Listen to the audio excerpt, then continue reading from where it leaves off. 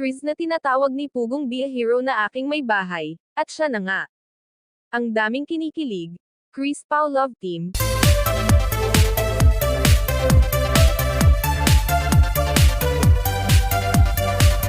Mga kababayan, isang mapagpalang araw sa inyong lahat. Mag-ingat saan man kayo naroroon, naway nasa mabuti kayong kalagayan. At maraming salamat po, sa inyong suporta. Bago pumunta ng Manila, ang Chris Pao nagpa-makeover muna si Chris na at Pugong Be a Hero sa salon ni Mang Eli. Habang nagbibiyahe sila, nagkwentuhan din sila tungkol sa Part 7 na shooting ng Chris Pao.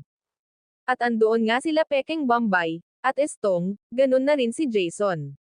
Ang galing nilang umakting, unang beses palang sumalang si Estong sa serye.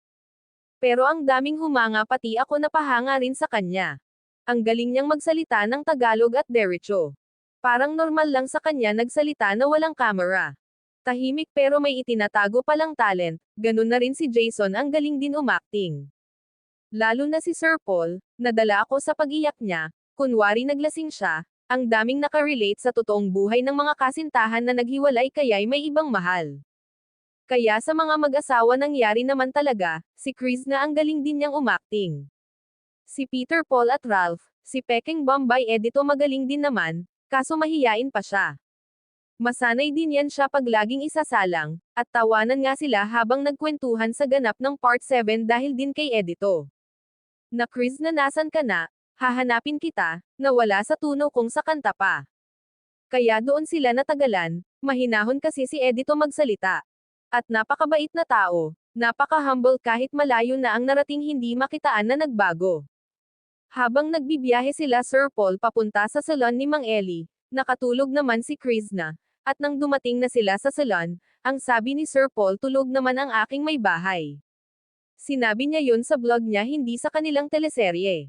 Nang dahil doon maraming nabuhayan ng loob, at mas marami ang kinilig.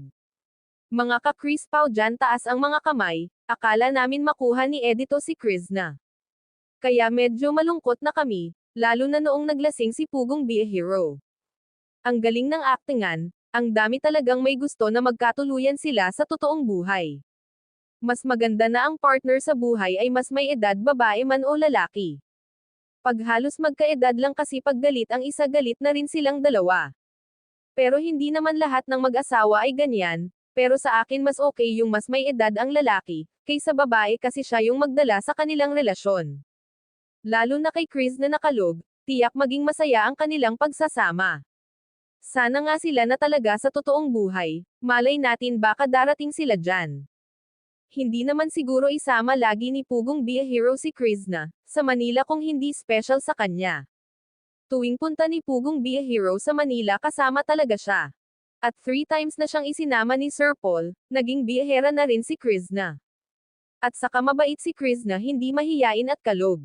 Kaya madaling nakapalagayan ng loob, at sa wakas nagkita na rin ulit sila Sir Paul at Mang Eli, matagal din silang hindi nagkikita. Natatandaan natin noong nag-live si Sir Eli, ang sabi niya may sikat na vlogger na makipag-collab sa kanya.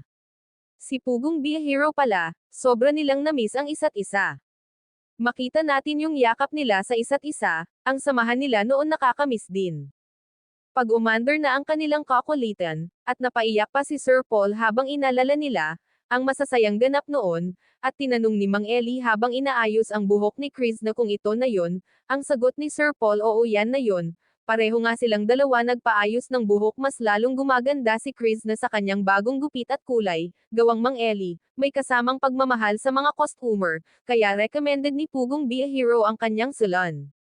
Mapanood ang full video sa YouTube channel ni Pugong Be a Hero, suportahan natin, para mas lumawak pa ang kanyang pagtulong sa higit na nangangailangan, and please don't skip ads. Maraming salamat mga kababayan. God bless everyone.